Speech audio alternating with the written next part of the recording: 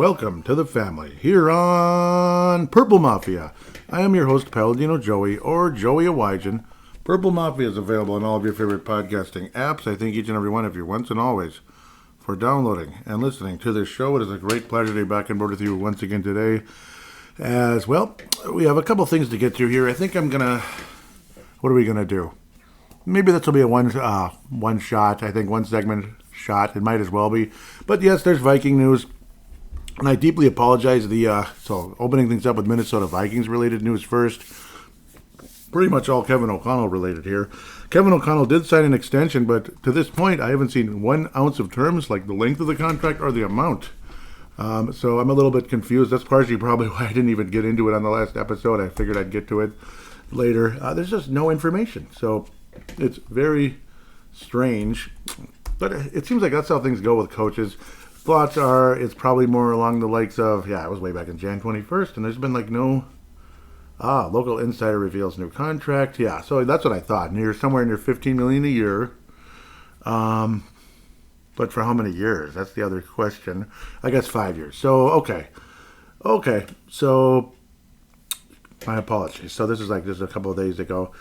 Charlie Walters wrote in his latest column that the contract is believed to be 5 years, $65 million. So just under $15 million a year, which is good. Obviously, like Ben Johnson got hired by the went from the Detroit Lions offensive coordinator position to the Chicago Bears, interdivision hire. Pretty amazing how that works. And he's making around that range, 14, I believe. So O'Connell's probably slightly more, and he probably should be. He's already been a coach. Ben Johnson might be a bust. We don't know. He might be a great hire. He might be a bust. That's been very polarizing. Like the Bollinger Bands of a stock that's about to go way up or way down. See, Bollinger Bands are kind of like the general area. This is the upper Bollinger, where that's kind of maybe the upper area where the stock might be going fairly soon, or the lower area where it might be going fairly soon. But then when something crazy volatile happens, they just point straight up and straight down. That's the Bollinger Bands in a stock. And that's what I'd say Ben Johnson's stock chart looks like going into next season. For Kevin O'Connell, I'd say it's more steady around, anywhere from 10 to 14 wins, hopefully. We'll see what goes on. Obviously, the whole McCarthy situation. He was in an interview recently, during Super Bowl week, that, he's kind of just, hoping things for the best. It's not all in his control, obviously, that type of thing. He can't worry about what he can't control, but he's going to do his best, basically, and be ready when the time comes. Basically, he's going to be ready. So that's encouraging and positive going forward with J.J. McCarthy. Kevin O'Connell also. So, of course, both Irish, obviously Irish men of the future here for the Minnesota Vikings going forward. Kevin O'Connell has been named Coach of the Year. So, and a lot of people a little bit annoyed that Mr. Dan Campbell did not get Coach of the Year. But, it is what it is. There was also a strange conversation that people thought that Kevin O'Connell made a statement about we are definitely focused on bringing back Sam Darnold, which is not true. It was some kind of he was a Detroit writer who basically was like, oh, well, bleep happens. Maybe I overreacted a little bit, wrote a little too much. So it was actually not true. The Vikings may very well be looking to bring back Sam Darnold. I'm in the McCarthy camp. So I've been saying that pretty much all season. I've been consistent about it. I'm not changing my mind. As exciting as Sam Darnold was during the season, I don't think anybody liked how things finished. And awfully similar to what happened in the Super Bowl with a team that went 15-1, basically, 16-1, whatever. So absolutely crazy season. Well, 15-2 because they pretty much just said, fine, take the last game. We don't care. We don't want to get hurt. That's totally understandable. The Saints finally are making their hire. It's going to be Kellen Moore, the Philadelphia Eagles offensive coordinator. So he goes from Super Bowl ring to head coach of the New Orleans Saints. So congratulations, Kellen Moore. He'll be wearing, he's going from green pastures to gold pastures, black and gold or gold and black pastures in New Orleans. So might as well just stick around there. That's where the Super Bowl was played. Kind of funny. What a interesting story. What a story that is for Kellen Moore. Of course, former Dallas Cowboys coordinator, did a great job there, kicking our butts, unfortunately, on Halloween a few years ago. Insanely frustrating, to say the least. But there he is as the Philadelphia Eagles offensive coordinator, helping them win a Super Bowl in New Orleans, of all places. So, again, how fitting is that? Just stick around, Kellen, and it won't be like a frustration, like, oh, you almost had it. Oh no, they had it. Philadelphia Eagles had it. It certainly wasn't obvious from the get-go, but there were encouraging signs from the get-go as we're going to transition to the Super Bowl. Now, again, congratulations, Kevin O'Connell, on the new contract, 5 years, $65 million approximately, and it's all approximate, of course. So at least we have an idea. It's weird how they're not. It takes forever to even get any information about coaching hires. Like, does anybody even still Minnesota Wild related? Does anybody still know what Minnesota Wild coach John Hines' contract is? Contract and amount. I bet nobody knows. It's pretty weird. So I understand if they don't say it at the press conference, but it's like, does anybody even know what his contract is, even the term? I have no idea. Maybe I'll look that up just for fun here, real quick before I dump into the Super Bowl. What the heck? Like, you're typing something and then you can't even finish typing. It's so freaking annoying. Yeah, Minnesota Wild coach contract. Does that even exist? So, yeah, I don't think there's really any information. It's just Bruce Boudreau. Okay, that's like 5 years ago. What are you talking about? What's going on here? Forget it. Forget it. There's no information. It's still a complete mystery. Like, why? Why can't we even have a clue? Like, what's the problem? Like, you know how much Drew Erickson is making? You know how much Sam Darnold made last year? You know how much Patrick Mahomes is making? This guy and that guy, you get the idea. But coaches, it's a mystery. You know, oh no, we can't divulge that. It's kind of like end the world. So it's the end of the world if we know how much a coach is making. Except for this guy over here, he's making $100 million, and then he gets fired in a couple of years because we don't like the emails he sent. So that's a little. You can kind of guess where who that is and all that taking place. Yeah, okay, it was John Gruden. Anyhow, to the Super Bowl. I'm in a little bit of a funky mood here. No, I am not hungover. I'm not a partier. I don't drink heavily. I had one solid beer afterward, and it was a very tasty, high-quality beer. Now we'll move on. Philadelphia 40. Kansas City 22 in a game that actually was much more of a blowout than the final score appears.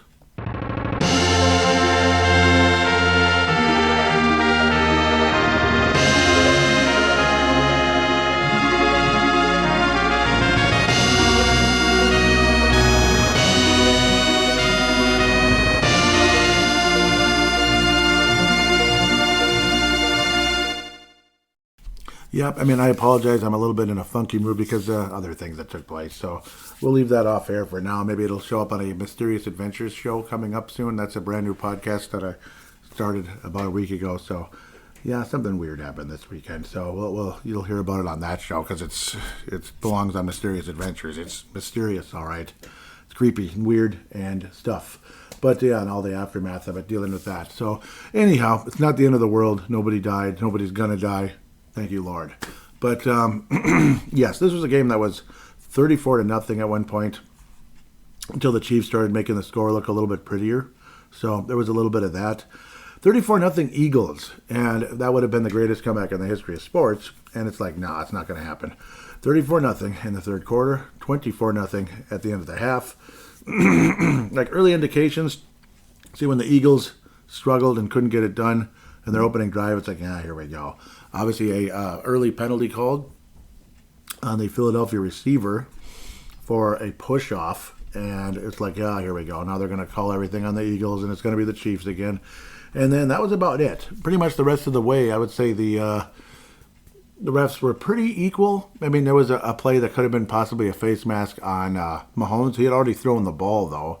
That type of thing. It was kind of like it was more like an illegal hands to the face, which I guess is pretty much the same thing.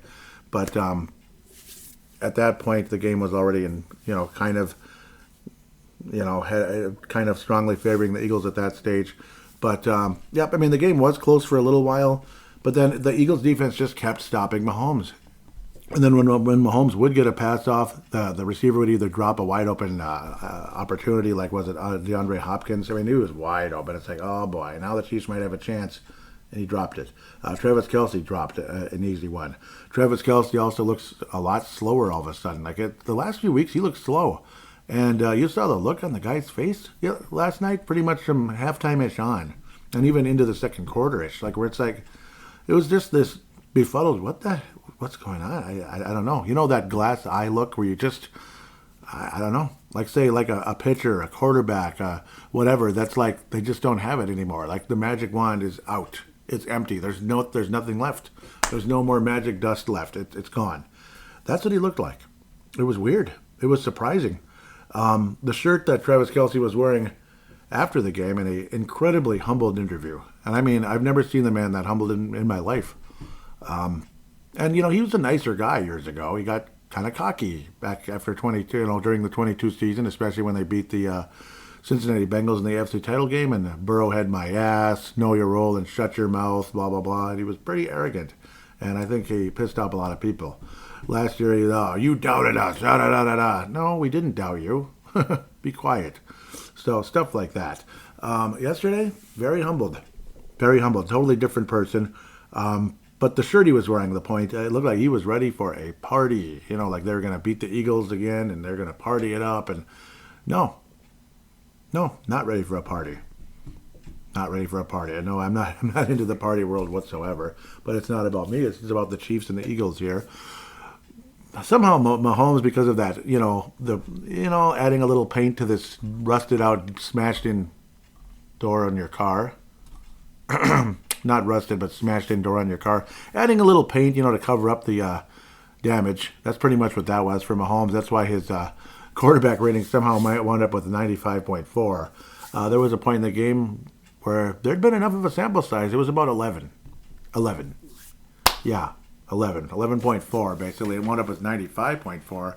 Mahomes actually wound up with 3 touchdown passes and 2 interceptions, but very late, as it was kind of like gotten to a point where, okay, we're just going to heave the ball down the field, and it actually worked a couple times eventually to kind of pretty up the score when it was too little too late. The Eagles were up 40-6 after Jake Elliott 50-yard field goal, Jake Elliott 48-yard field goal after a false start, which absolutely looked like a Kansas City, I believe that was the one, a Kansas City offsides. But I would say the calls were fairly equal in this game outside of the very first one. And obviously, so like the two things that kind of evened out were the push-off receiver nonsense. A lot of people thought that was a little ticky-tack. And then, like that should not have gone the Chiefs' way. That should have just been a catch and you move on. And maybe, like possibly a face mask type of deal on Mahomes by the Eagles defender at the time. But the difference in the game, so Jalen Hurts brings home the MVP, but my goodness, wasn't the defense like more of a reason why they won? But I suppose, again, at the same time, Jalen Hurts' value was incredible. See, a game where Saquon Barkley, it was kind of literally like 2 yards in a cloud of dust. It was like the old song, hopefully I still have it somewhere. Castlevania 3, da-da-da-da-da-da-da, like you get the ball and da-da-da-da-da-da-da. And it's like, how can the Eagles win this game if Saquon Barkley is getting like 2 yards in a cloud of dust? Because this Chiefs defense is focused on Saquon Barkley. But it's like, yeah, well, this guy that people thought was maybe a little bit on the mediocre side, Jalen Hurts, did a hell of a job. Mahomes had an early interception. I remember that happened last year. But then Hurts had an early interception. That's like, here we go. The Chiefs are probably going to freaking win. See, like Hurts' numbers the past several years passing the ball, kind of mediocre. He had some good seasons. Like the year they went to the Super Bowl, Hurts looked like a league MVP candidate. So 22 touchdowns, 6 interceptions. That's not that great, but still 3,700 yards. And he also ran in 13 touchdowns to go 760 yards on the ground. So the running game is what really made the difference with Hurts' side. He also made some really nice passes. He only threw 5 interceptions this year. The story of this whole thing is the Eagles, not so much as the Chiefs toppling, as much as, again, I'll kind of briefly go back to that first before I talk about the Eagles story. The Chiefs toppling was something that was bound to happen sooner or later. The last couple of years, the Chiefs were winning games by the skin of their teeth, basically. Like they hung in there, and then they pulled away and win. Hung in there, and pulled away and win. Just like the 22 Vikings. Hung in there, pulled away and won. And then they just get slaughtered. Like that was the payoff. Eventually, they just get slaughtered by like the teams like the Cowboys, and in this season, it was teams like the Rams and the Detroit Lions, basically. The Vikings only lost this year to the Rams and the Detroit Lions. We didn't play Philadelphia. We didn't play the Chiefs. But I remember even last year there was a close game with the Chiefs. It was a 23, excuse me, where they kind of looked like the Vikings might have this thing. Kelsey didn't have a single catch in the first half. Sounds familiar. But then all of a sudden he started becoming a factor. Mahomes started making plays, and the Chiefs would pull away and win the game versus the Vikings, just like everybody else. But eventually that kind of stuff is going to, there's going to be a payback. And the Philadelphia, this Super Bowl here was definitely the payback.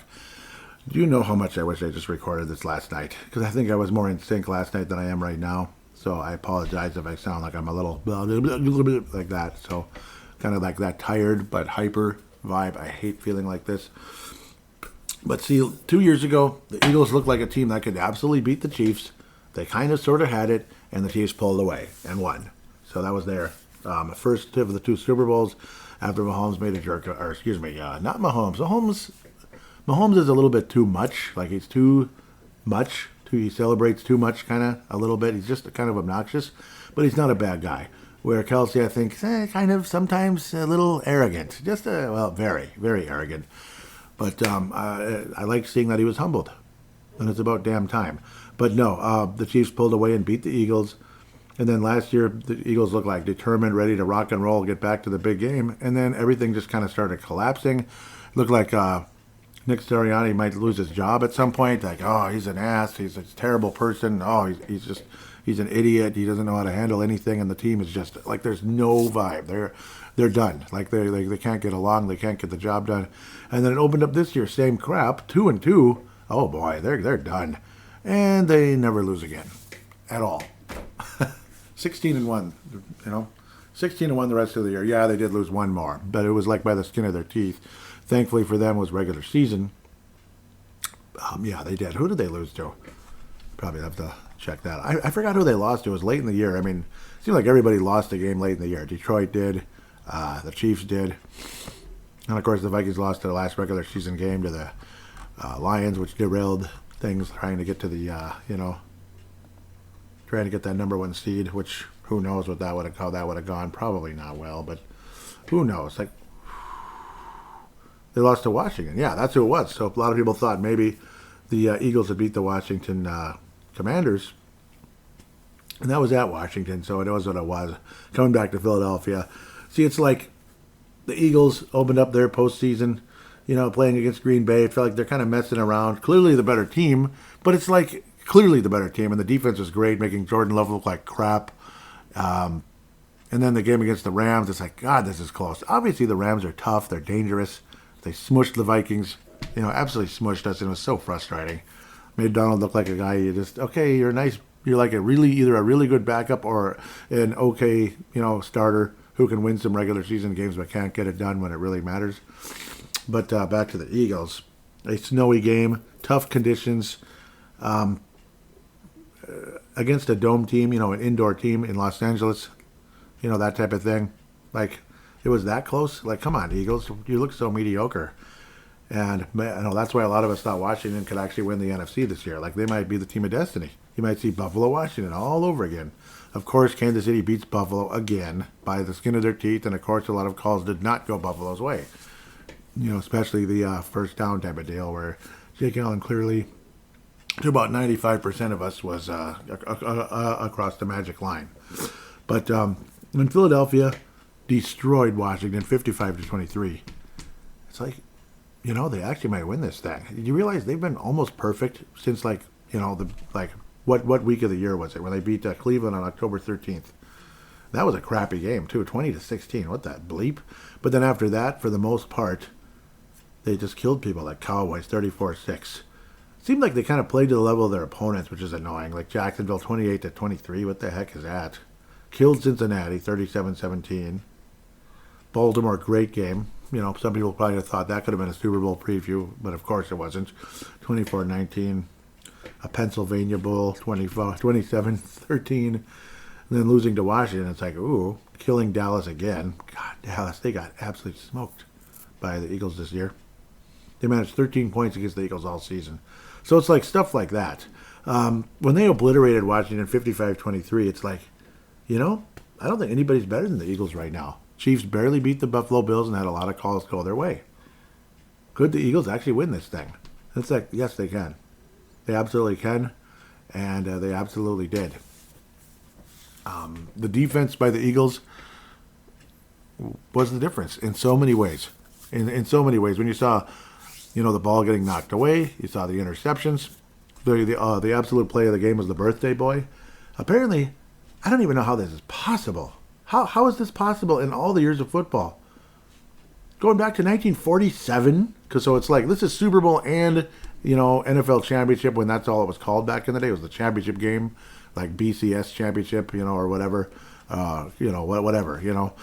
There wasn't even such thing as a college championship game back in the day. You just won your bowl, and then the BCS decides they're the national champion. It's Michigan. It's Ohio State. All those teams sound pretty familiar to a lot of us.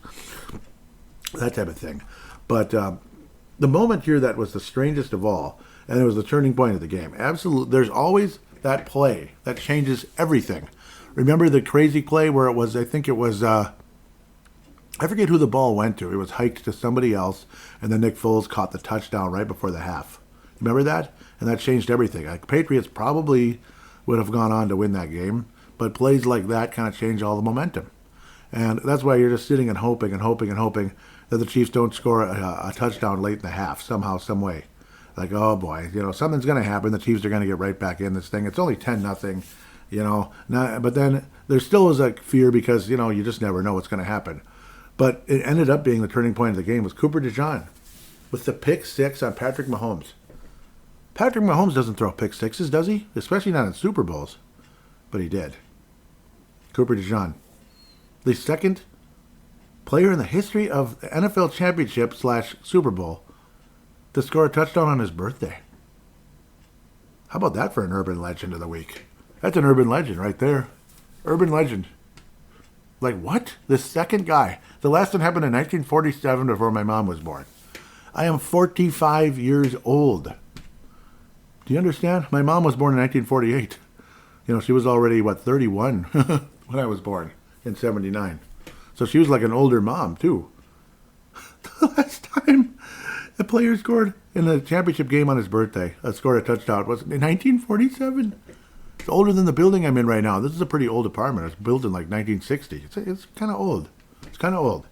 Not as old as where my friend used to live, but who was here, Paul kind of used to live. But it was so nicely done on the inside. It was revamped, just gorgeous. It was an old factory, so you can't hear anything, which is awesome. This apartment, you could hear somebody, like go like this pretty much. Like really?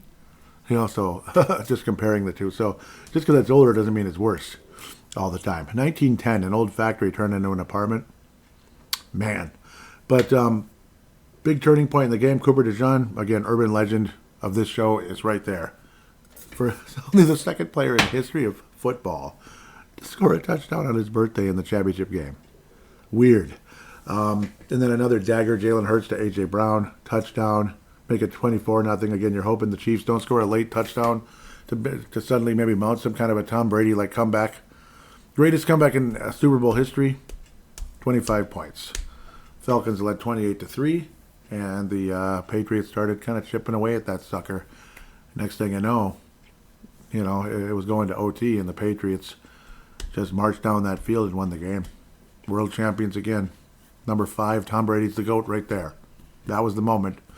First quarterback to get 5 Super Bowls and to do it in that fashion. Tom Brady became the GOAT at that moment. And I think a lot of people might have started talking super-duper GOAT if Mr. Mahomes led this team to a comeback. But that big play just never happened for the Chiefs. It just never happened. The Eagles' defense was just unbelievable in this game, and they deserve so much credit. Again, Jalen Hurts, I was talking about this a long time ago, but my, whatever it is, ADD, ADHD, 80 this, 80 that, keeps preventing me from getting to it. Jalen Hurts did win the MVP, and he did get incredibly key first downs that kept that clock running. And that's a lot of ways where he could win the MVP. But my goodness, I think Sweat should have been in the conversation. He probably was behind the scenes. 2.5 sacks. You don't see Mahomes get sacked very much. Milton Williams, 2 sacks. Jordan Davis, a sack. Some of the pass deflections, just huge. And if this was a closer, kind of a semi-closer game, Cooper DeJean might have gotten it. He might have. He had a pick 6. Cooper DeJean, like how, what was it? I think it was the Dallas Cowboys safety years ago. that won the MVP. Like kind of like somebody you don't really think about that much. Somebody in the Dallas Cowboys secondary got the MVP of the Super Bowl because it was a big play in big moments. Remember what was it? What was that guy's name? Desmond Howard got the MVP when the Packers won way back in '96. 97. On the calendar when the Super Bowl happened, but Desmond Howard, because he had those big kick returns that helped the Packers beat the Patriots with Drew Bledsoe and Bill Parcells on the sideline. I believe Pete Carroll might have been the D coordinator on that club back in the day. Again, he's the Raiders head coach now. Good for him. I don't know if I even talked about that on this show. I think I was rambling about it because it happened during one of my other shows. So yes, in case that, yes, well, you already know, but my thoughts on Pete Carroll being the coach of the Raiders, a little weird because he's in his 70s. But I suppose if you want to bring some type of winning culture, some type of normalcy to your franchise that's been struggling for a long time, a once insanely proud franchise, you want to bring some normalcy, some class, I guess. I guess you have to do something like that, unless it's a total bomb, but maybe it won't be. But again, I'm all over the place, and I hope I'm not annoying the hell out of you out there. That Chiefs defense is outstanding. It still is. But they could, thankfully for the Eagles, they couldn't make the big plays. The pick six by Mahomes was something nobody was expecting to happen, I'm sure. But to me, again, that Eagles front line was absolutely unbelievable. And at this time, not that Mahomes made excuses when the Buccaneers kicked their butts years ago when Brady got his seventh Super Bowl, when the defensive line was able to just kind of march on through and force Mahomes into throwaways and possibly sacks and all that stuff, or get sacked, but mostly throwaways, getting rid of the ball. The left tackle was out for that game, and they had to throw poor Mike Remmers in there, which obviously he was a good right tackle once upon a time, but then the Vikings screwed him up by putting him at guard, just completely messed up his mechanics, and I think it bleeped up the poor guy's career. Mike Remmers was thrown in at left tackle, and he was just, a turnstile that whole game. This time, Mahomes couldn't say that. That offensive line was intact. They were intact. And he had one of the most expensive offensive linemen out there, Tooney, and he got absolutely, turnstiled in this one. So they deserve a ton of credit. Apparently, the Eagles didn't even blitz once in this game because they didn't have to. That front line was doing such a good job attacking Mahomes, and the coverage was there. That's why the Chiefs lost in such incredible fashion in this game, because the Eagles were able to, put pressure on Mahomes without blitzing. Like, the coverage was still there while the defense was coming. Like, that's why it's kind of like oh crap, like this is not going to work out, is it? This is not going to work out. It's going to be a bomb. And it was. It was kind of like the old days. Washington versus Denver. San Francisco versus Denver. Like, the poor Broncos got schooled so many times in those Super Bowls until they started doing a little schooling. Thankfully, they took care of the Falcons for us. A lot of people believe the Broncos probably would have beat the Vikings badly in '98. Who knows? It was a great Broncos team. In a lot of ways as well. This Eagles team's kind of similar to Denver. Better defense, though. Like those Denver teams that won those Super Bowls in the late 90s. Kind of similar. You have a mobile quarterback, obviously much younger than, ancient John Elway. It was like his last couple of years. But mobile, able to get those those huge yards when you need them most to keep the clock running. You're up by 24 points, you're up by 30 points, whatever the heck it is, 17. But 24, once it was 24-ish and on, you want to start playing that clock a little bit. Keep running the ball. Barkley did get some key first downs, but generally speaking, it just wasn't a Saquon Barkley type of day. But going back to the comparison, as I keep babbling, Saquon Barkley was basically like a Terrell Davis, a 2,000-yard superstar running back. Good, strong defense, generally speaking, by Denver back then. And then the mobile quarterback, John Elway, Jalen Hurts, that kind of thing. So kind of similar, but I would say an Eagles defense that was the absolute key to why this team won the Super Bowl in so many ways. But again, it was a complete victory, a complete team effort. Jalen Hurts getting those key first downs, making some big plays, not getting rattled after the interception. Didn't make really any mistakes after that. Threw the ball away when he needed to. Was able to get through and move the chains and keep the clock ticking, staying in bounds, and keeping the clock going. So that was huge, even though Barkley was, again, that 2 yards cloud of dust most of the way, except later on when he finally started getting through, finally started happening. The Eagles really eliminated mistakes. No fumbles, absolutely big. Mahomes actually fumbled also. Again, that was on that play. No, that was not the one. That was when he was, going to throw the ball and got hit. There was no forward motion whatsoever. It was absolutely a fumble. Nobody complained about it. So another big play, the defense, where it was like a strip sack type of deal. Absolutely huge. Yeah, absolutely freaking huge by the Eagles defense. And again, generally a total team effort. Barkley had one of his weakest games of the season. In fact, probably was. 25 carries, 57 yards, 2.3 a carry, a long of 10. That did help move the chains.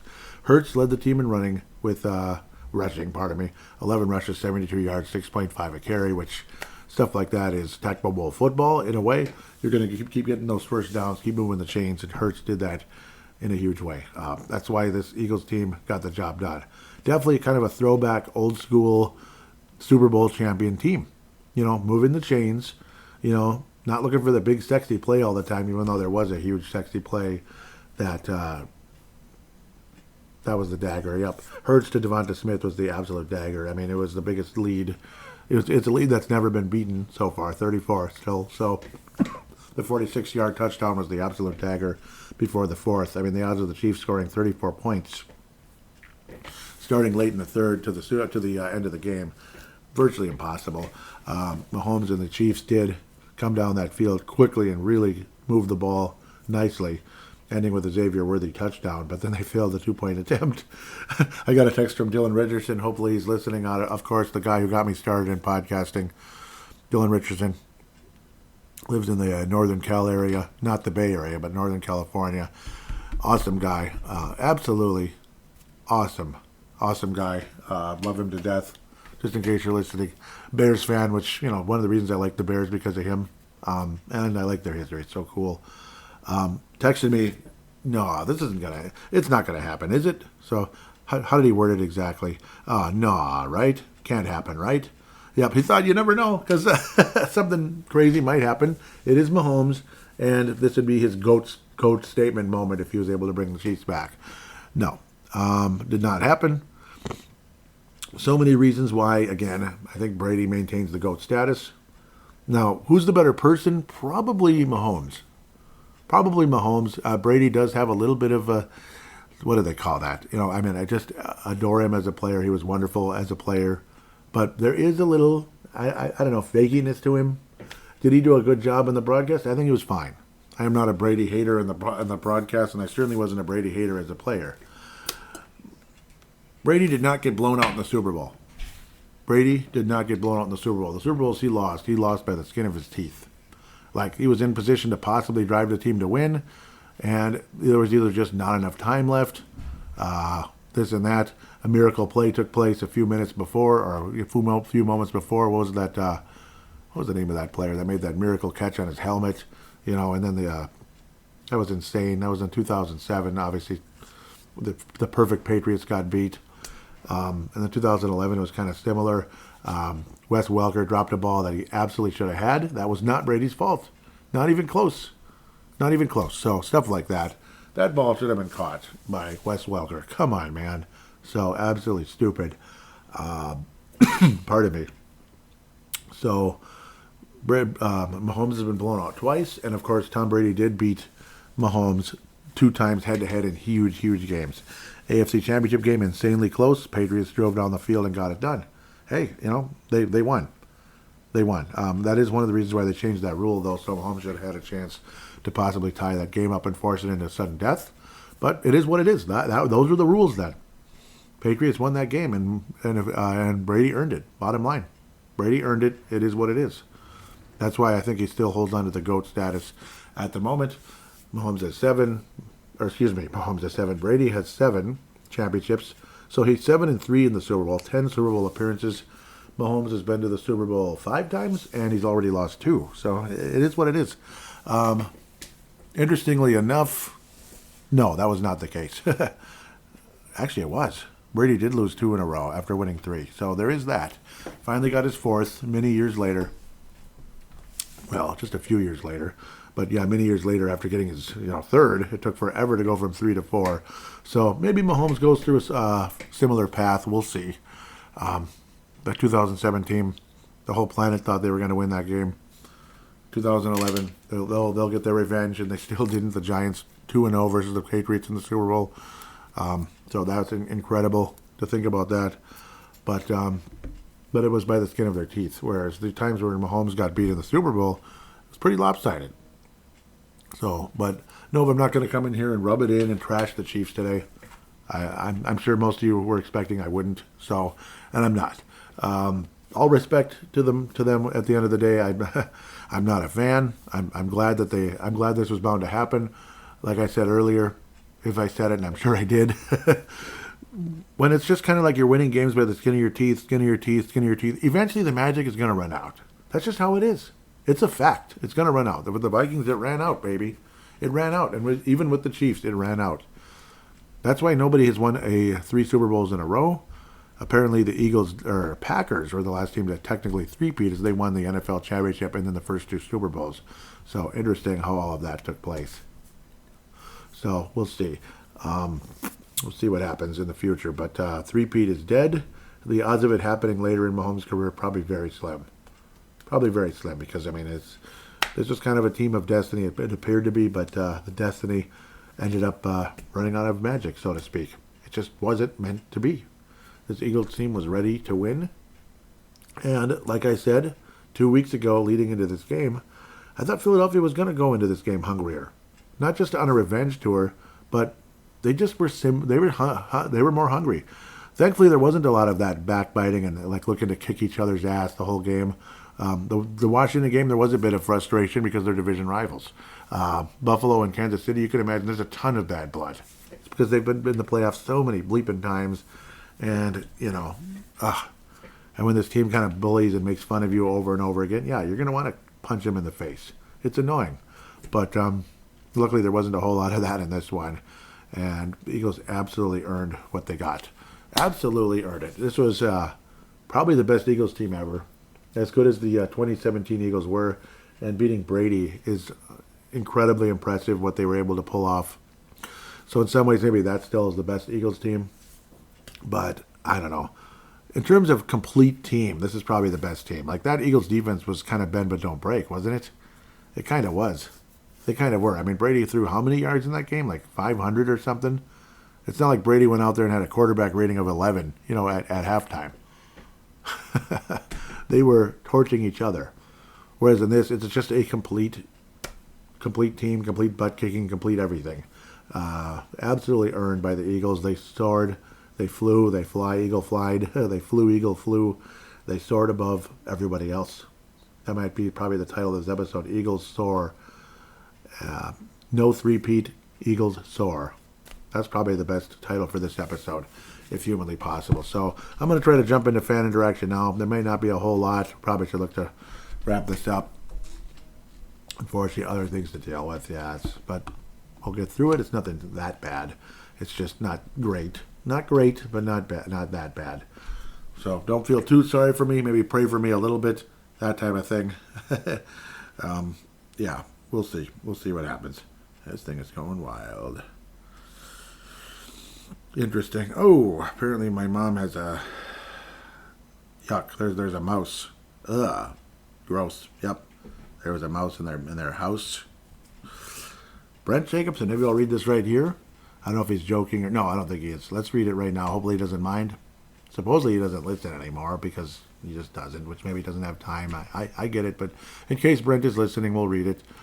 Maybe, just maybe, the NFL will break out of the most popular music realm come 2030 or 31 when the Super Bowl is at the new Nissan Stadium and incorporate Christian music into the halftime show. Never mind, as the NFL.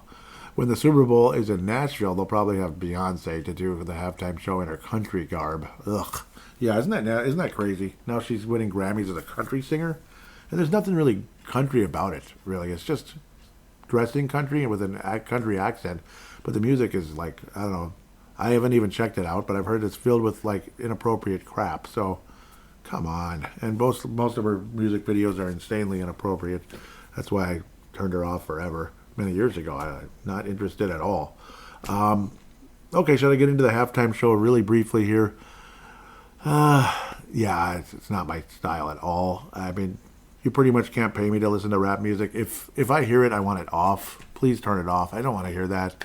It's just somebody thinking they're the coolest person in the world, and everybody around them thinking they're the coolest person in the world. Everybody listening thinks they're the coolest person in the world. It does nothing for me. Get over yourself. Go away. Shut up. That kind of thing. That's how I feel about rap music. There is a music genre that's even worse. It's called R&B pop, and everybody worships it like it's bigger than anything. So it was even worse. Yeah, me and Paul had that conversation last night as he was sitting on the couch here. We've watched so many Super Bowls over the years. It's incredible. Heck, this was my 34th Super Bowl. You realize that? Since I became a football fan, a full-on football fan, 34. I have watched more Super Bowls than Super Bowls even existed the time I started watching. So that's when you start feeling you might be a little older. There have been 59 bowls already. Okay, so let's get to the Twitter account if there's much. Oh, yeah, I think we hear from Dave Hickey. Okay, that might be it. But maybe that's all we need because Dave Hickey's a great guy. Really appreciate some of the retweets and everything. And he's a good guy coming in out of Iowa. He's an awesome dude. A lot of people kind of ran away. What did the conservative Viking post? I'm a conservative Viking too, by the way, just in case Kevin is listening. Doggone it. It's like you click on it and then you can't even see it. Okay. I'm happy for Sam Darnold reviving his career. That said, I have been waiting since Frank Tarkenton for the Vikings to develop a homegrown quarterback that can take them to a championship. J.J. McCarthy is that guy. Time is now to get J.J. on the field, build a team around him, and do it. My thoughts exactly. Kevin, out of Wisconsin. Yep. Kevin's a good dude. I think he still follows. Ooh, he's got a lot of followers. Cool. I know he did a podcast before, but man, he's got a lot of followers. Probably because he posts way the heck more than me. Has a lot of good takes. Dave Hickey coming in out of Iowa. Can't hardly believe it, but the Chiefs are going down. Take them down. I can't stand the Eagles, but nice to see Cooper DeJean with a pick six, and I'm definitely sick of the Chiefs. That's the kind of defense we need to build. I hope they're taking notes. Yeah, the kind of defense that can force some turnovers and rush the bleeping quarterback. Yes.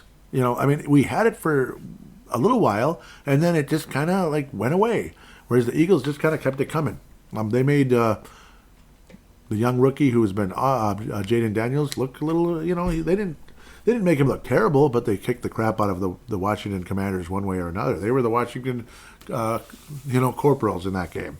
So they were the Washington Corporals in that game. But we'll see. It's a division rivalry that sometimes can get lopsided. But the Commanders were Commanders. They beat the Eagles once this season, but not when it mattered because it's just the better team won, basically, bottom line. The best team. Not the better team, the best team won. The world champion, Philadelphia Eagles. I wasn't expecting too much interaction, unfortunately. It's just how it goes. Let's see if there's some Instagram action here.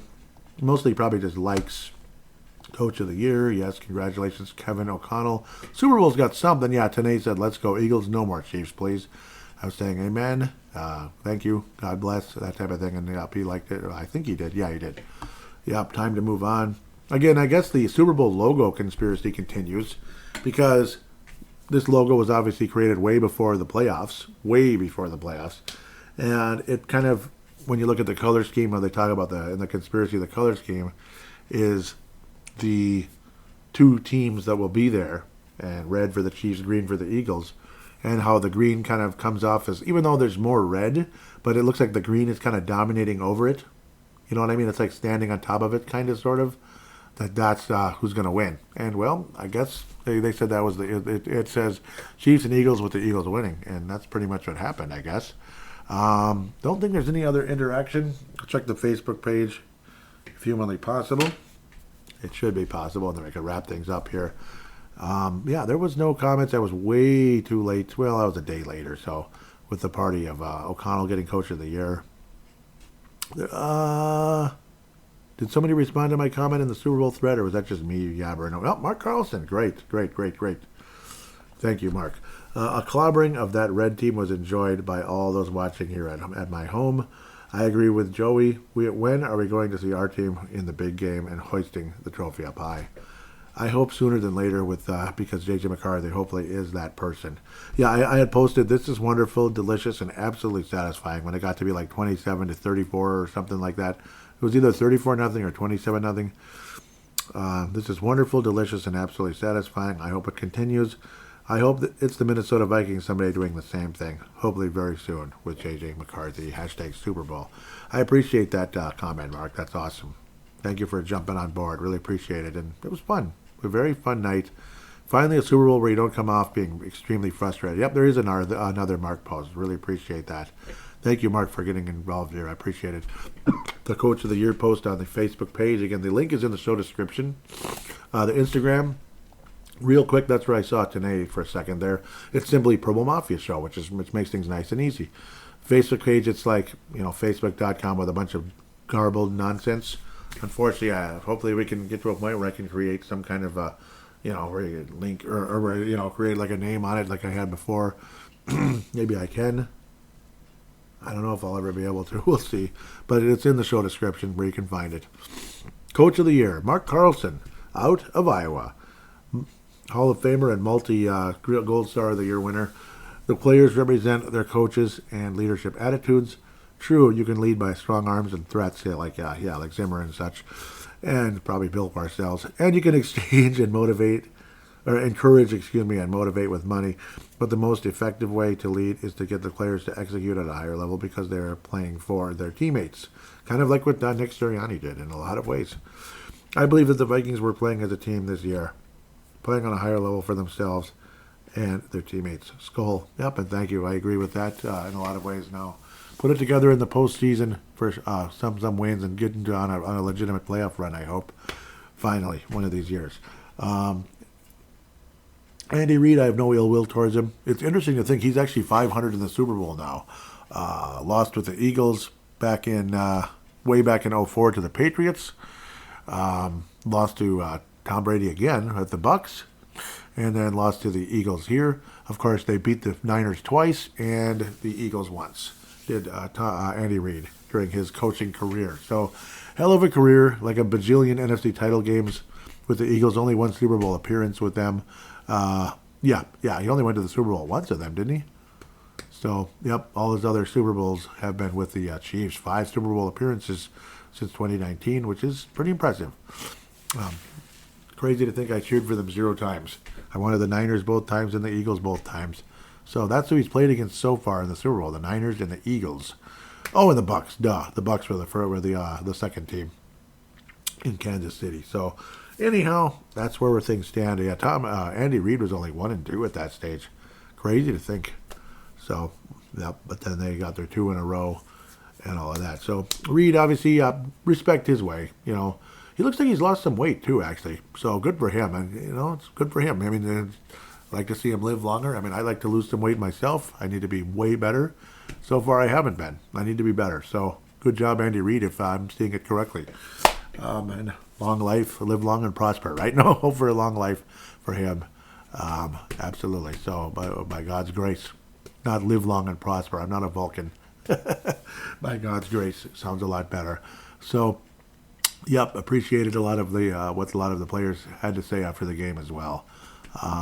So nice to hear some Christianity being professed at the end of these games. So good job, guys, and hopefully again, stay on the straight and narrow as you head into next year, and we'll see what happens. Hopefully the Vikings with J.J. McCarthy can get things going pretty soon. So this is kind of like that magical moment, you could say, where we step away, I guess, for a little while. Not for too long, though, because free agency, NFL never rests. Free agency is going to be right around the corner. Before you know it, we'll be doing a draft preview, a draft review, and then step away for a while unless there's some other major news or I'm just feeling purple talk, that type of thing. Remember, I jumped on because of the death of Dennis Green one year, and the other time I jumped on because of the death of Jerry Burns. But Grant died during after the Super Bowl and the free agency part, so I was able to get that conversation in. So we've seen the death of some older coaches. Dennis Green definitely wasn't that old, though. I don't think he was even 70, so he died young, unfortunately. Not as healthy as you'd probably like him to be, so definitely sad there. Not anticipating anything like that anytime soon. God willing, please, Lord. We don't want to hear about any Kyrie Jackson type incidents either. Guys, did shouldn't have been out that late, hanging out with people that are maybe not thinking straight, making dumb mistakes, driving a little crazy at 3 a.m. Yeah, he wasn't the one driving, so he's innocent in that part, but being involved in all that, probably not worth it at the end of the day. I'm not trying to point fingers at anyone. It's just not worth it, though, at the end of the day. And, yeah, you don't want to hear about any of that kind of stuff, people dying young at all, ever again. So with that said, have yourself a nice few weeks, and we'll be back with more Vikings conversation as we head here into the off season, as the off season hath begunneth.